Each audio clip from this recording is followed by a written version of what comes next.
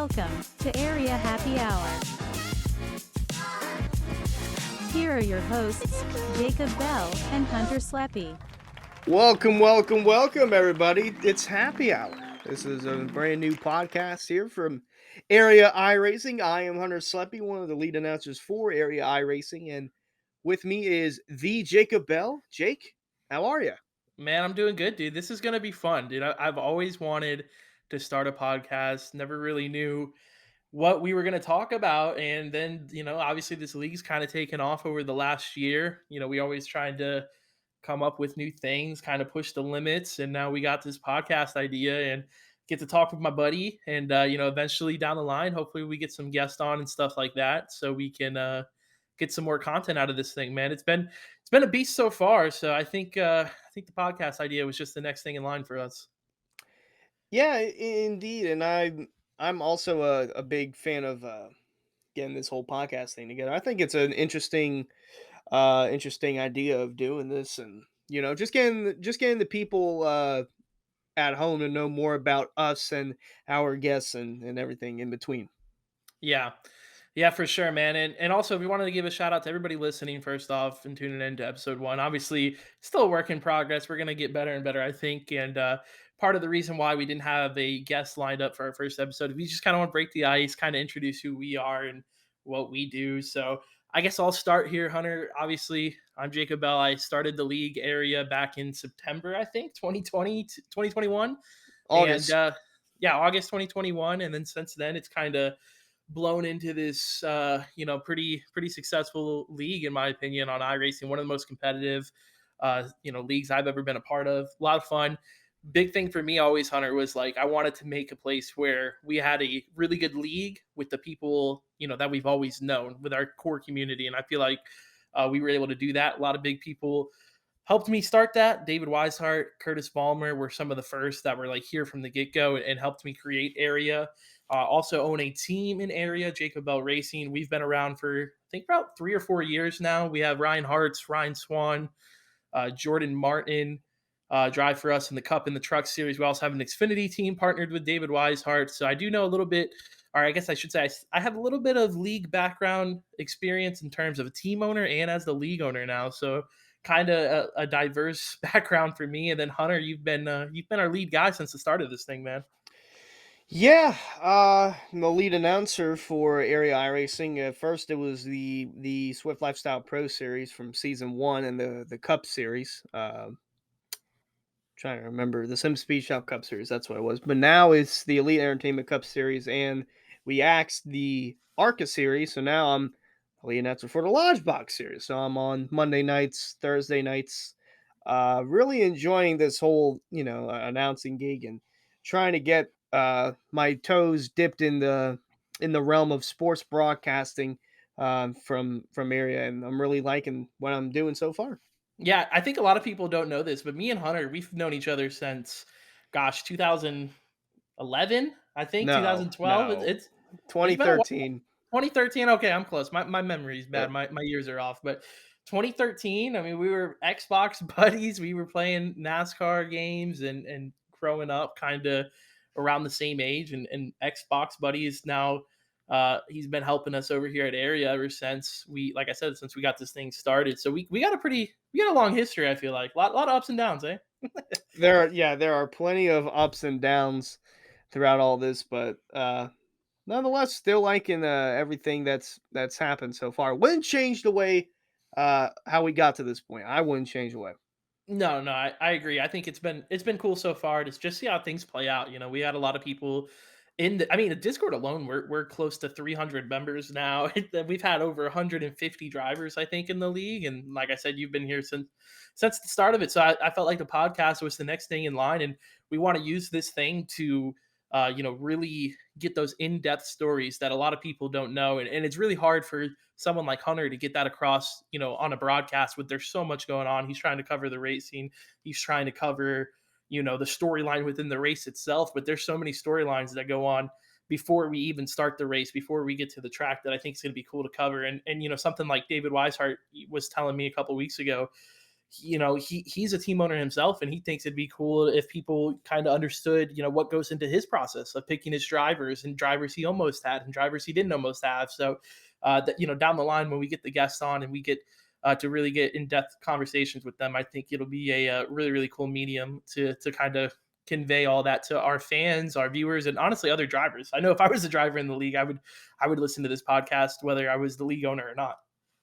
Yeah, and like you said, there's a lot that goes on, to a broadcast, and a lot going on behind the scenes as well. So this will really allow people to get a more in depth look at possibly their favorite driver or other drivers in area and get to know them a little more.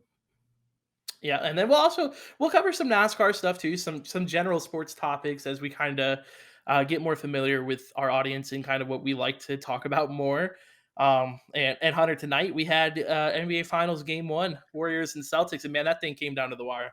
Well, not. I mean, not really. It wasn't that close at the very end. But I tried saying it that the Celtics were going to win and that Golden State was going to find a way to lose it, and they found a way to lose it. Well, from the get go, I said, the Celtics coming off back to back 7 game series. I think with the Warriors, they had a little bit more rest. They've been there before. My pick was Warriors all the way on Game One. I don't know if they'll win the series. I think the series goes to 7 games. I couldn't tell you which team wins it, but after tonight, in the comeback, the Celtics were able to pick or were able to make on the Warriors. Man, I don't know. I don't know if I can put it all in on the Warriors anymore, man. I think the Celtics look good. Their defense was good. They had, really good offense there at the end of the game that kind of propelled them to make that comeback and then just run away with it. What was it, 17-0 at the end of the game? The end of the game, they went on at one point it was 17-0. Yeah. 17-0 I'll say run, man. their top two players really didn't. Well, Jalen Brown showed up, but Jason Tatum only had 12 points. He really didn't. He went 3 of 17, so he didn't have a good night. Their leading scorer was Al Horford, and that's kind of Well, mind-boggling. It's Horford's first finals as an NBA player, so I think Yeah, he's been in the league 15 years. I think they showed at the end of the broadcast, so that's pretty cool he's for him been to get in to the the final. league. He's been in the league for a while. He's 35. I think he's like, okay, this is my best shot at getting a title. If I don't get it here, I'm not going to get it ever. And he dropped 26 points, 6 of 8 from three. This man is 35 years old. He wants that first ring.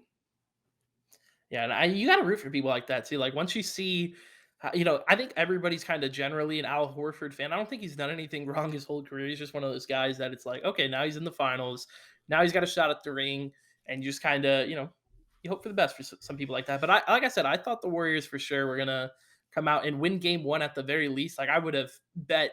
I mean, I told Brad Slaughter Jr. we were talking to before the game. I said, dude, this is the Celtics night all the way, and it ended up it was not. No, it was. It was the Celtics night. They I won. meant the Warriors night. What the heck? I meant the Warriors night all the way. Yeah, it was the Celtics night, uh, but I was saying go Warriors all the way. I was saying hammer them for Game One. Didn't happen though. it looked like Curry was about to drop 84 points on the Celtics. He had 21 in the first quarter, and then the other three had 13. It just mind boggling. He had like 6 threes, 5 or 6 threes in the first quarter, and then Yeah. they just shut him down. Yeah, no, it was insane. It was insane to watch that come back at the end, and I mean, he was missing layups at the end of the game. It's like that's Steph Curry. He doesn't really miss layups, and he I missed I think mean, 2 in the eh, last 5 minutes. to be Crazy, fair, he did roll his ankle, so I'm not sure if that had any effect on it or not. But right? either way, the Warriors need that extra from the bench. Like Jordan Poole, he 9 points, 25 minutes, 9 points. He couldn't do anything bad. They had Otto Porter back, and he did his thing. He went 4 or 5 from three, 12 points. He, like I said, he did his thing. Klay Thompson, kind of there, 3 of 7, 15 points, but their second leading scorer was Andrew Wiggins, and Andrew Wiggins, that's like a head scratcher. Like what? He's Yeah. coming out for the finals. Like you think that Clay would be there? I definitely thought Jordan Poole would have a better night, but he didn't do that. So Well, Game Two Saturday night. Still going. Golden State's going to be home down 1-0 now. Who do you got? I think it's Sunday night, but I gotta think that Golden State's gonna come back in some fashion. You got Golden State. I want the Celtics to win, but I feel like Golden State's gonna win. I Curry's think gonna Golden drop State. 60. It's He's gonna got to drop be it. Golden State. Well, also, if you look at how the Celtics played the Heat in that series, it was back and forth all series. They were, one game here, one game there. They were swapping back wins between them and the Heat. So I think the Warriors rebound. I'm going to go with them game two. And if they prove me wrong again, I'm going the Celtics the rest of the series. So I'm taking the Warriors. Whoa, whoa, whoa. All right, slow your roll there, Slim. We need to take a short break here. We need to look at areiaracing.shop. Now, why? Oh, I'll tell you why. Because we have t-shirts and sweatshirts, hoodies, stickers of your favorite drivers. Could be Ryan Hart's, David Weishart, Garrett Grant, even Travis Spector. We got it all. We even got the commentators collection. The Louisiana Dive Bomb, my personal favorite. No bias there whatsoever. But like I mentioned, you can buy even pillows, sweatshirts, t-shirts, hoodies, stickers, and much more over at areiaracing.shop. Top quality merch for top quality people.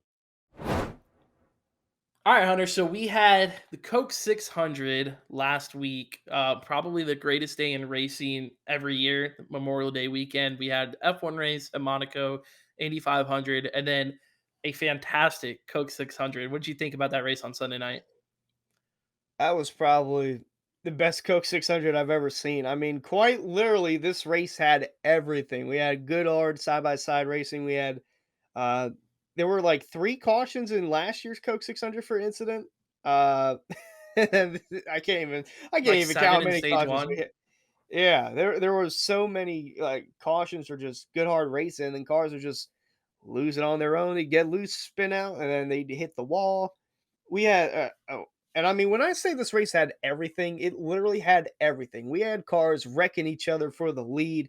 We had big crashes. We had a flip and the finish was kind of anticlimactic, but I mean, bad finish, but the rest of the race pretty damn good.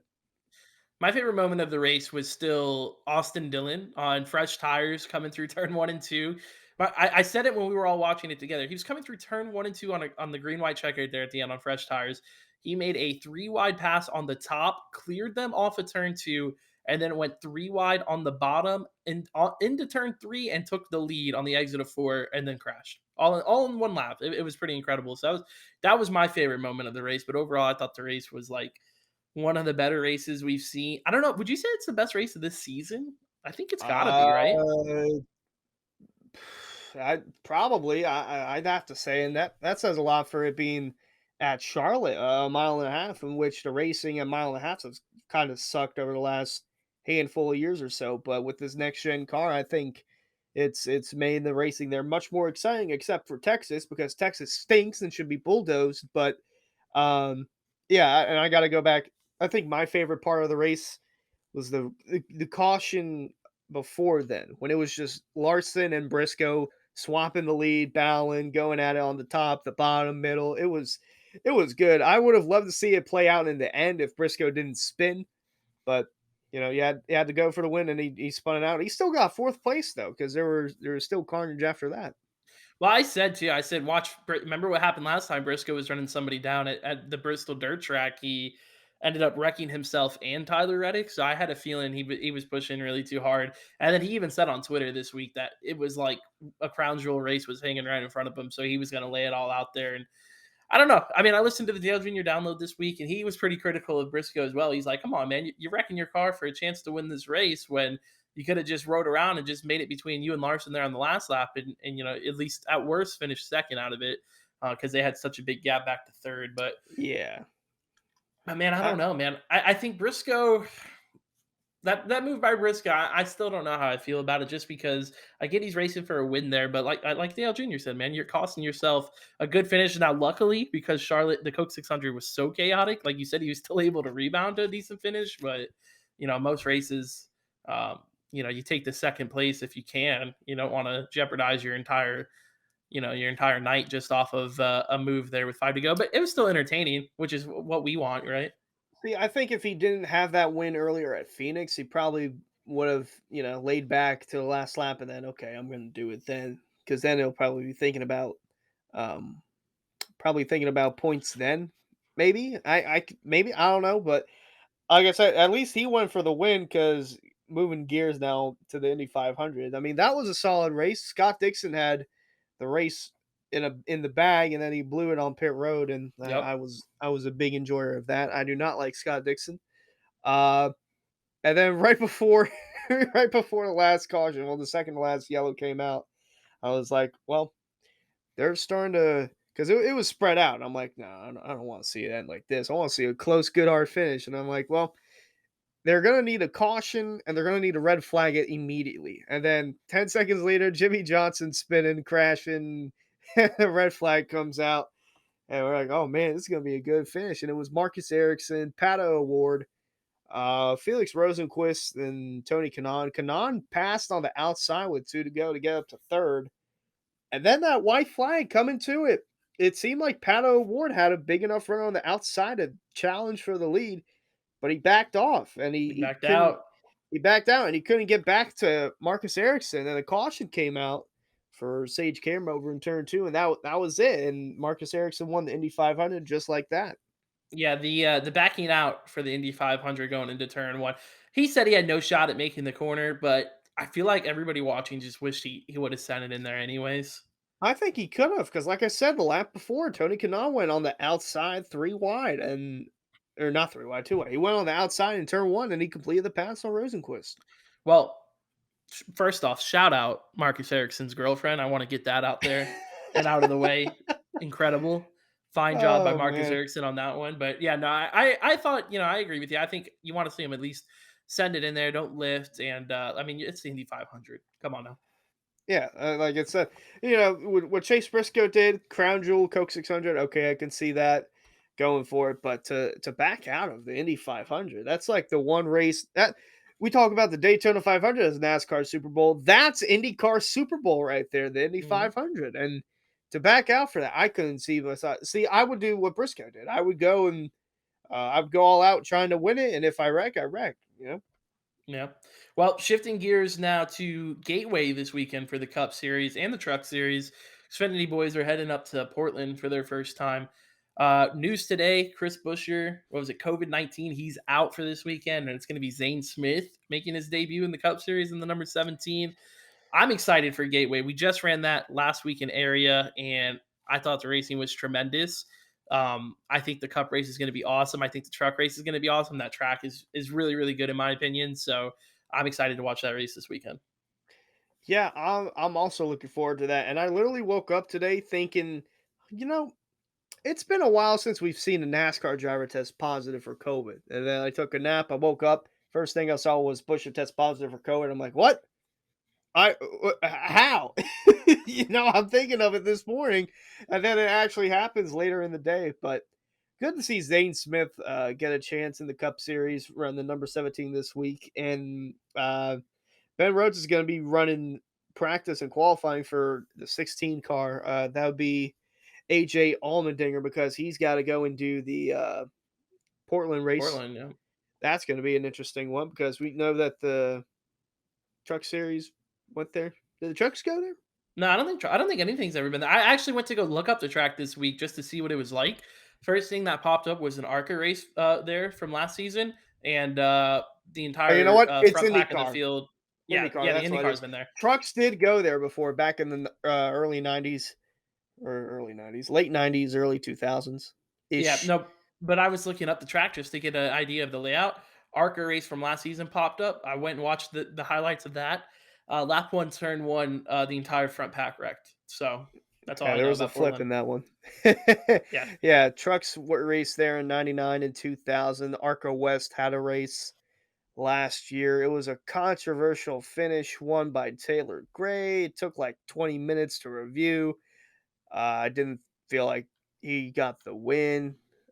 Drake Drew dominated that. He was gonna win, and he got wrecked by Taylor Gray, and he cut the course. But Taylor Gray still got the win somehow. Bleh.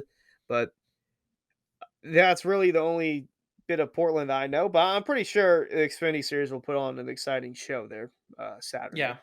Yeah, I think that's gonna be a good race. Road course racing's been pretty good the last few years, and then like I said, man, Gateway is gonna be incredible. Um, I don't. I think we were just talking about Briscoe earlier. Briscoe's probably going to be pretty good at Gateway. He was he won at Phoenix. I don't know if Gateway has a similar track, but if it does, you probably got to point to a track like Phoenix. So who knows? Could be his weekend.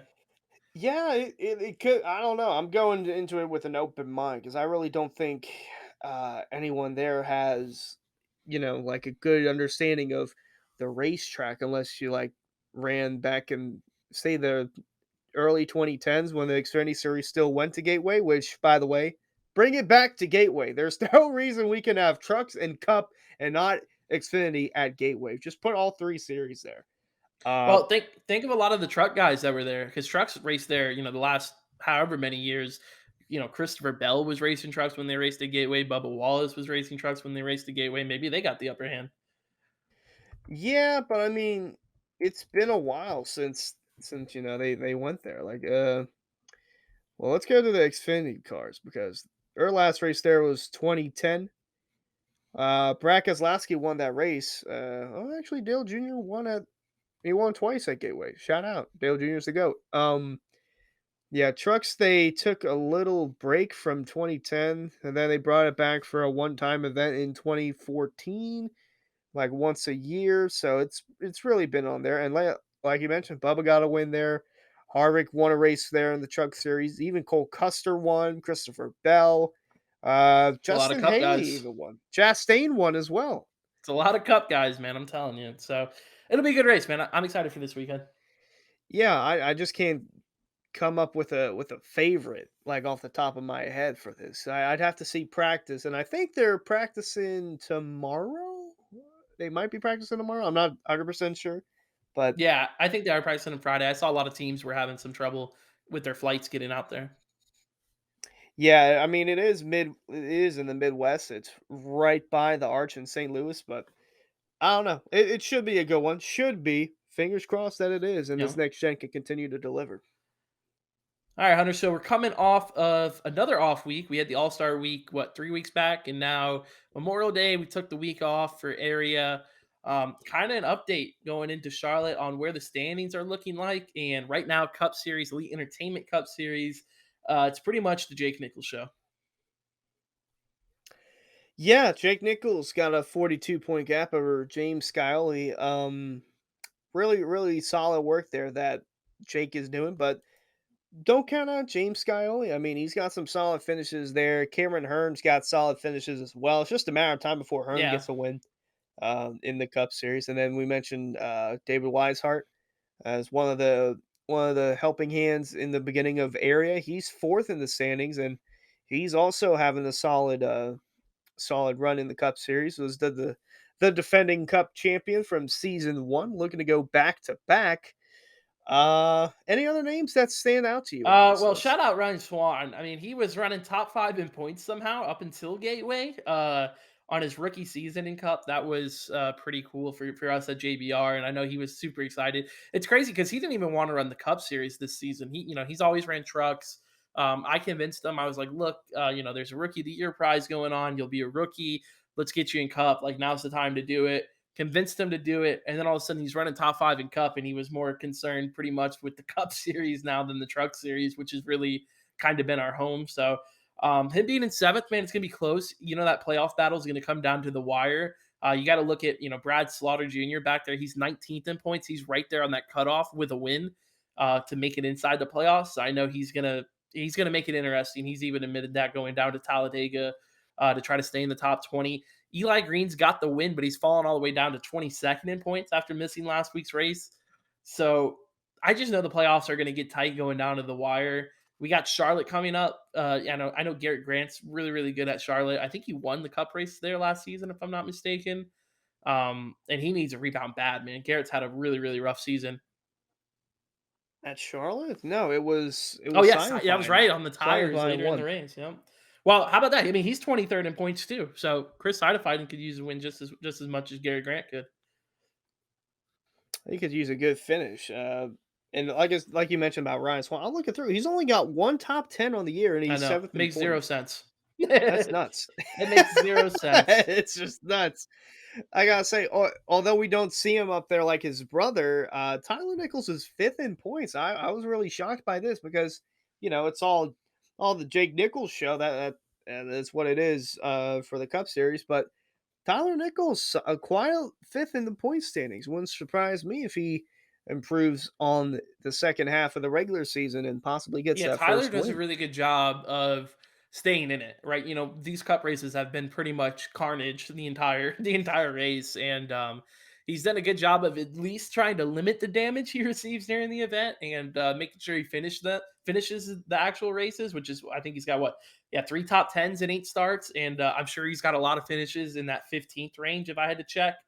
Yeah, three top tens and only one finish worse than 18th in 8 races. So he does a good job, like I said, completing the lap, staying in the hunt. That's why he's so high up there in the standings, and he'll definitely be a factor for playoffs. Yeah, really, really good stuff there for the Cup Series. Now, if we could pull up the Truck Series on Tuesday night, not the Elite Entertainment, we almost got that switched up. The CNC Long and Truck Series.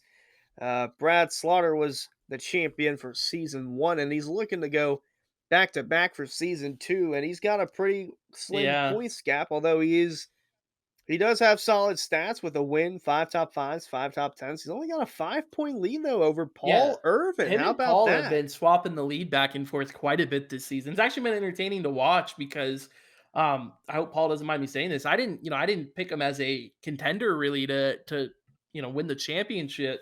And he's there swapping the lead back and forth with Brad Slaughter. Really, it's about his consistency. He's kind of like Tyler Nichols in that regard, where yeah, he's got five top tens and 8 starts, but his other three finishes are 14th, 18th, 19th. So he's doing the exact same thing. He's making sure he's finishing these races. He's staying in the hunt. Like you said, he is second now. Brad just took the lead back, but it's only by 5 points. And I mean, Brad won it at Gateway last time out, so maybe he's getting hot. Yeah, and another driver got to look at Tyler Hallman. He's got more top tens than both Slaughter and Irvin. He's third in the points, only 16 points behind. Really, kind of a surprise too because I didn't expect him to go down to the Truck Series. He was a Final Four contender for the Cup Series last season, but decided to dip his toes in trucks, and it's working out just fine for him. He's got solid stats Yeah, as well. Hallman, he's had some race winning pace in a few races as well. Auto Club jumps out to the top of my head. Um, got in an incident there with Cameron Hearn about halfway through the race, or maybe towards the end of the race, and he wasn't happy at all because I think he knew he was really, really fast. That Auto Club had a chance to win. James Shanewolf down there in fourth, man. James has been really, really, he's had an up and down season in just about everything. The running joke at the beginning of the year in the Cup Series, at least, was can he make it past lap 6 this race? Same kind of deal with the trucks, man. He's been very hit or miss. He's got those two top fives. Luckily, he got the win at Daytona, which like locked him in instantly. Kind of took off some of the pressure. But he's got that 41st at Bristol Dirt. And then 14th actually at Auto Club after having a solid race there. A 13th at Darlington. So he's kind of been hanging around just as well. He's there fourth in points, and then I think the most notable guy we got to talk about is Colin Fambro in fifth because man, he is so close to his first win. It's like right there. Yeah, I would say he's close on that, but really, what I was going to look at is all the way down in 14th. Cameron Hearn, he's got 4 poles, 3 wins, 3 top 5s, 3 top 10s, and he's 14th in points. It seems like he either wins or he Legitimately. wrecks because he's that far Yeah. down in the points. You mentioned it. He's got the 3 wins. He's got his finishes. So his only top tens, his only top 20s have been wins. If he's not finishing first, he's finishing 22nd or worse. So he's got 3 wins and 5 finishes 22nd or worse. And, he had the exact same thing that we've seen a lot in the Xfinity series with him, Hunter.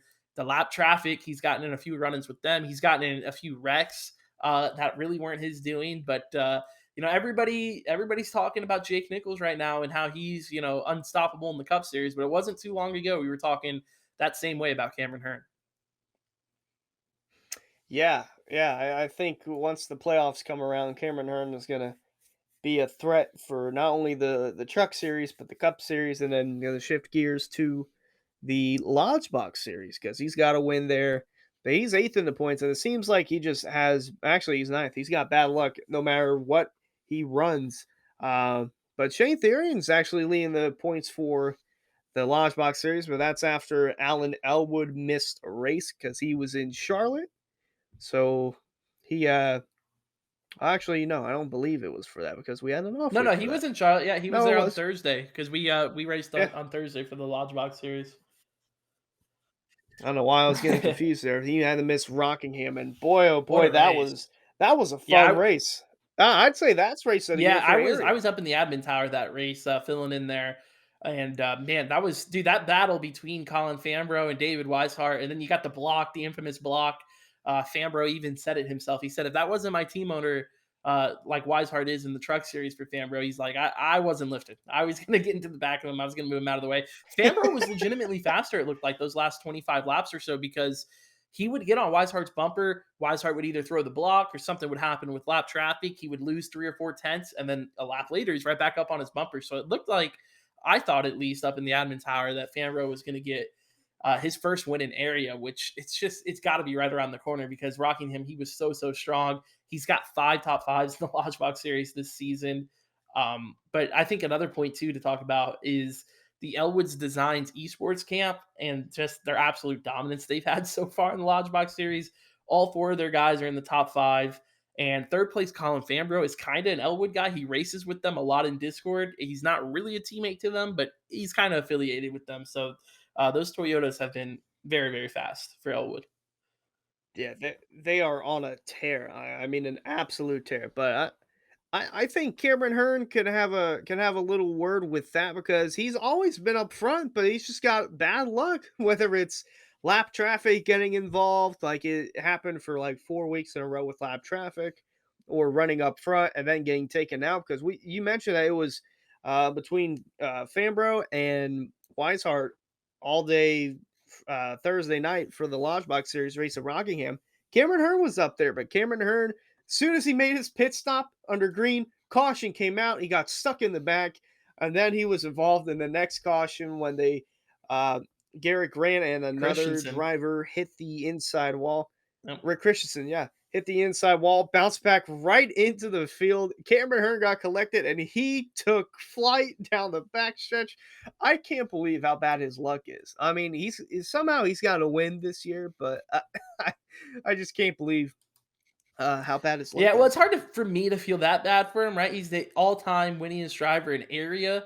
So I don't feel too bad for him, but not it definitely does suck because you mentioned it. I mean, Rockingham was a good example too because you said how he was up front with Fambro and Weishart. I actually think Weishart and Fambro were faster than Cameron on the long run. So it was going to create a really interesting dynamic there where, Cameron had the short run speed, but Fambro and Weishart had such better long run speed that they actually caught him and got around him before he decided to come down and make that pit stop. So it would have set up for such a good finish. Hearn has been notoriously good on pit road this season. Just in terms of tire management, being able to get on and off pit road quick and somehow gaining time as the run goes on. So it would have been a really good race to watch play out. But yeah, the bad luck got him set in the back with that caution, and then no way for him to avoid that wreck on the back straightaway. Yeah, that is super unfortunate for Cameron. Sorry, I had something stuck in my throat. But yeah, we'll see how things could change for him as they head into Charlotte. So kind of a little reversal here. Instead of us going to Gateway, we already went to Gateway. NASCAR was just at Charlotte. So now we will be going to Charlotte and uh see how everything looks into it before we get to it. Looking at Charlotte for the Cup Series, you got Side finding picking up the win in season one. He's probably going to be a threat, I would imagine, in the Cup Series on Monday night. Wineland finished second there last year. He's no longer in the Cup Series. Hallman finishing third. He's no longer in the Cup Series. But then you have Delonte Ballard and David Weishart. They rounded out the top 5 last season there. But there was really that weird sequence where there was a caution later in the race, and some people had tires and some people didn't. And Chris Sidefine was on the right end with the tires there at the end.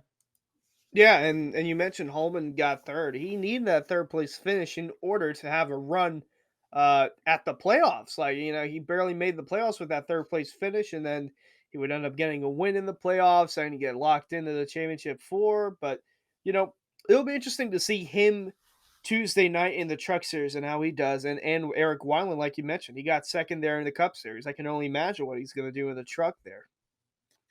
Yeah, I think early favorites got to be Weishart, Grant, side of fighting that whole DWR team on Monday night. I think they're going to be really really strong. But it's also hard to judge, the speed of Cameron Hearn and that whole elite team. James Shanewolf is a rookie in the Cup Series. He didn't race there last season. Adam Capps, rookie in the Cup Series. So really, Cameron Hearn's kind of been showing the way. They do have Paul Irvin, who's also a rookie in the Cup Series. Hearn's the only one who's got experience there. And last year at Charlotte was where he got the infamous intentional wrecking penalty, the one race suspension that kind of ended his championship run last season. So it'll probably be bittersweet for Cameron Hearn. And if I know Cameron Hearn like I think I do, a lot of times when you put him in a situation where something bad happened to him last time he was at the track, he makes sure to go out there and make a statement the next time he's at the track. I wouldn't be shocked to see Cameron pretty strong on Monday night. No, I think you're missing the name, and I know that you left him out for a reason, but Jake Nichols, he's been the man to beat all night long in the Cup Series. I think he might have something because like you mentioned, drivers that haven't been there. He hasn't been there in area last year. He's technically a rookie because he wasn't an area driver last year, but like I mentioned, But he's already got 4 wins on the year. Wouldn't surprise me if he got win number 5. yeah, and former Pro Series driver to add to that already impressive resume. Literally the best of the best, and yeah, I didn't leave him out for a reason. I think I think you hit it right on the money that he's going to be obviously the favorite going in, but I think it'll be a good race. The mile and a half. If it's anything like what we saw in real life at Charlotte in the Cup cars, we're in for a show. Oh, absolutely, 100%. Yeah, that'll be fun for you to call up there in the booth. And then Tuesday night, we're going to hand it over to our other friends at One to Go Studios to broadcast the CNC Logging Truck Series race at Charlotte. And how about Cameron Hearn was the actual winner there last season in season one. But then doesn't take too long to find Colin Fambro right there, second place last season at Charlotte. Curtis Ballmer, Garrett Grant, and Cody Moore rounding out the top 5 in season one there. The trucks are always fun, man. In a mile and a half, they got a lot of they got a lot of on throttle time, makes for some good racing. You're going to get a run. You're going to be able to pass pretty easily, and it's just going to be a fun race. So I'm excited to see how the trucks play out there. Last season, Brad Slaughter finished 27th there. Looks like he was involved in a wreck because he finished 81 laps down. Maybe that's a good sign, though, the 81 laps down. Does he come back in season 2 even stronger? I don't know.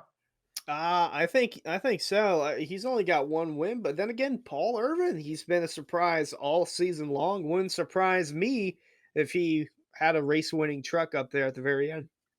Yeah, when we were at Kansas, last mile and a half track we went to an area this season, it was Ryan Hart who got that win by a fender over Paul Irvin. There was that crazy wreck on the last lap with Eric Wineland, Colin Fambro, all those guys going for the win. And then out of nowhere, you see Paul Irvin flying by on the high side, almost winning that thing. So we'll do our picks a little later on, but I'm interested to see what we end up with going into that race and who we're going to take. But I think Charlotte's going to be fun in the trucks, man. It's going to race really well.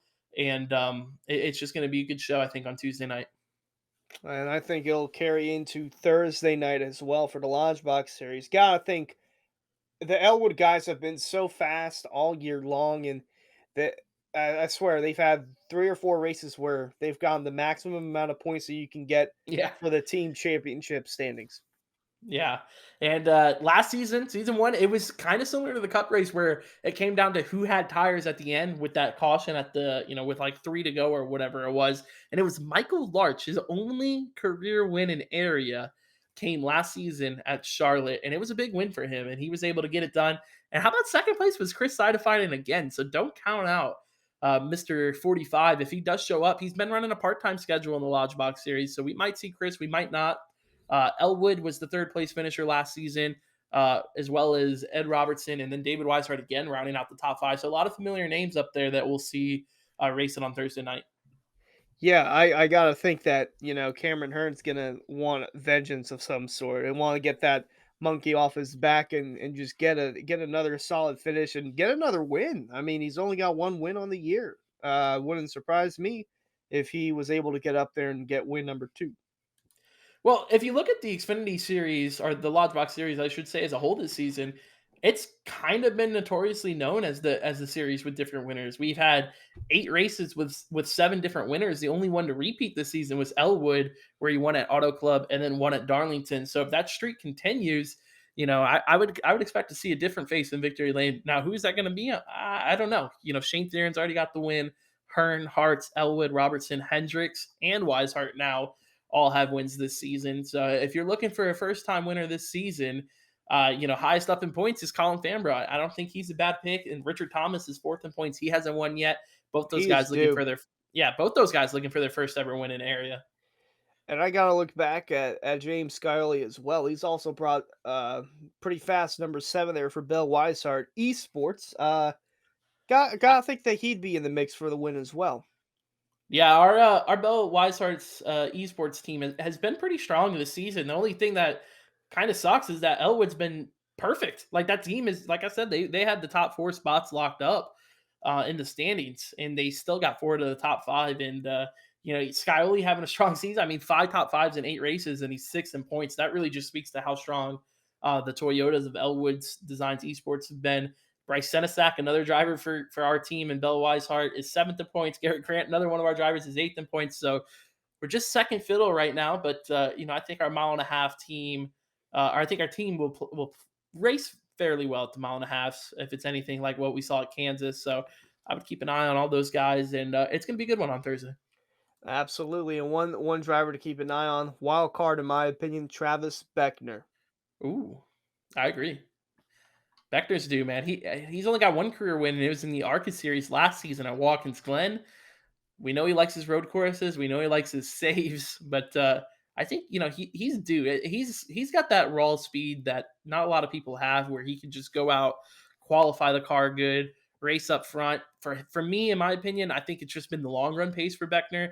It's not been as good at saving the tires or just keeping the fenders on the car for a duration of a long race like we have in the Lodge Box series, and that's kind of been the thing that's been him the most. But he definitely has the speed and the talent to eventually get up there and I think fight for one of those wins. Yeah, absolutely. That, like I said, wild card. Keep an eye on Beckner. He could surprise some people. What's up, guys? Just want to interrupt the podcast real quick to let you know about our great partners over at Swift Lifestyles. They've been with the league for over a season now, sponsored season 1 of the Swift Lifestyle Pro Series on Monday nights. They were awesome people to work with, and you guys can check them out at swiftlifestyles.com. When you guys go there, they got supplements for gaming, they got supplements for working out, they got awesome merch as well. The hoodie is super comfortable. I got the gym shorts, they're super comfortable. So check out all their gear, and make sure when you do, you use Area iRacing, AREA iRacing. Get 15% off your entire order. We'd like to give a big shout out to our partners over there at Swift Lifestyles. And we're going to roll on now to our picks for Charlotte week. This is something I think it's going to be fun. We're going to record this podcast every Thursday night is actually when we're recording it. It's going to get uploaded on Fridays. So technically, by the time we record our next episode, Hunter, we're going to know exactly how our points fare out for our picks. So we'll start with Monday night. We got the Cup guys, the Elite Entertainment Cup Series going to Charlotte. We just kind of previewed the race a little bit, but this one is going to be our official pick. We're each going to pick one driver in each of the 3 series for that week. We'll tally up our points. We'll see where we stand week to week, and we'll see who's got the better picks going forward. I'll let you go first here on the Cup Series and who you got in Charlotte. I think I got a feeling who you're going to take. See, it's the Jake Nichols show, like we keep bringing it up. We got 8 races on the year, 4 wins have gone to Jake Nichols, so he's won literally half the Cup races. I don't just want to keep picking him because I know he's like the favorite for all these races. I want to go ahead and go with James Scully in the 7th. I feel like he can finally pull it off Monday night at Charlotte. Well, James has been close. He was really close at Kansas too with Nichols, and you watched that whole race. It felt like he was there the entire time. So that's not a bad pick, but you make it hard for me if you're going to leave Nichols on the board just to not pick him. Because I mean, when we were at Kansas, he got it done. But I'm going to go with what I said a little bit earlier. I think the redemption arc from last season to this season is going to be a key thing to watch out for. So I got to go Cameron Hearn on Monday night. I think he gets his first win of the Cup Series season at Charlotte. It's a hard one for me to pick him because I'm between Jake Nichols, him, and then all of the David Weishart racing cars pretty much with Chris Seidefeiden, Garrett Grant, and David Weishart. I think they're all going to be strong. I honestly feel like their top 5 is going to be mostly David Weishart racing cars, so they'll probably have a really good points night. But for my pick on Monday night specifically, I'm going to go with Cameron Hearn, the number 67. He picks up his first win of the season. All right. Well, it looks like we got our picks for Cup Series, and we'll see how that plays out. And now we'll go ahead and switch on over to the CNC Logan Truck Series. That is every Tuesday night. Yeah. Uh, I really can't get a good look at the series because I work during the day, or I work during the time that the race starts late at night. So I really can't get a good look at any of the action. So I'm just going to go ahead and shoot my shot here. Give me Swervin Irvin. Paul Irvin's going to get that win Tuesday night in the Truck Series. That's his first. That'd be his first career win, also. So he's been in area now. This is his second season. Wasn't able to get the ARCA win last season, but he was really strong. He did pick up the All-Star Open win, if you want to count that. But his first official series win would be on Tuesday, if that's who you're going with, is Paul Irvin in the 9. Yep, absolutely. And if the All-Star Open wins count, you can add a few more to the win column for Dale Jr. All right. Well, I like that pick. I think he's gonna have a strong run. I don't think he's gonna win the race though. I think, I mentioned the David Weishart cars are gonna be strong on Monday night. I also think they're gonna be strong on Tuesday night. If you look at what happened last week at Gateway, Brad Slaughter was able to pick up the win. I was running second there at the end, but then there was a guy running third having his best run of the season. And I think he's going to carry that over to Tuesday night. I think Garrett Grant is going to find victory lane at Charlotte. He races really good at the 1.5 miles. If you ask him, he'll tell you Charlotte's his favorite track. I think he got the momentum built up now. He had a really awful start to the season across all 3 series. He's kind of picked it up a little bit the last few races. Tuesday night, Charlotte, everything sounds right for Garrett Grant. I think he goes to victory lane. He gets the win. I'm going to pick that number 5 truck. All right, intriguing. And now we will move on, skipping over Wednesday because that's an off day for area. We'll go over to Thursday night in the Lodge Box Series. They'll also be going to Charlotte. They won't be going to a different track like they did the week before with Rockingham. Man, That this one's a hard one, Hunter. There's a lot of good people in the Xfinity series to pick from. Yeah, there are. I mean, I almost want to go with Scioli again because he's fast in the Lodge Box Series too, but you know, I gotta go with Richard Thomas. I feel like it's coming. It's coming. It's finally gonna come. That win in the Lodge Box Series Thursday night. It'll be all Richard Thomas, and he's the only Elwood driver without a win. Yeah, he is the only Elwood driver without a win. That's a good point. I didn't even catch that. But Davey got the one at Kansas. Elwood's already won twice, and then Shane kicked off the season at Daytona with the win. So you're going Richard Thomas Thursday night at Charlotte. I like that pick a lot. So you're going with a winless guy. I'm gonna back you up on that. I'm gonna go with another winless guy. Same kind of story. I go off of momentum. I'm a big momentum guy when it comes to sports. Garrett Grant's building up his momentum on Tuesday nights. Colin Fambro's got all the momentum in the world on Thursday nights. I don't think David Weishart's planning on racing Charlotte in the Xfinity cars, and that also kind of makes it easier for me to pick Fambro. But I think Colin Fambro gets his first ever win in area on Thursday night. He's due, man. He's been so close every single week. He's ran really strong at the 1.5 miles. He ran strong at Kansas in the Truck Series and in the Xfinity Series. He had a shot to win both races there. And that's kind of the only thing we can base this season off of in terms of 1.5 miles because that's the only other one we've been to. So I think Fambro's an easy choice for me. But the 54, looking for that first win, he's going to get it Thursday night at Charlotte. If not, at the very least, he's going to give me some good points, I think. All right, it looks like we got our race picks in, and we'll be back with the next episode. Yeah, we'll be back with the tally for episode 2 of Happy Hour and see how our picks did. I think I'm going to go 3 for 3. I don't know if I get all 3 in victory lane. I think I at least have a good points night. I think the 54 on Thursday, I think he's at least going to score me some good points. 5 top 5s on the year. Come on. So we'll see. We'll see how it ends up. And then, we'll do it all over again on next episode. So that'll be fun to recap.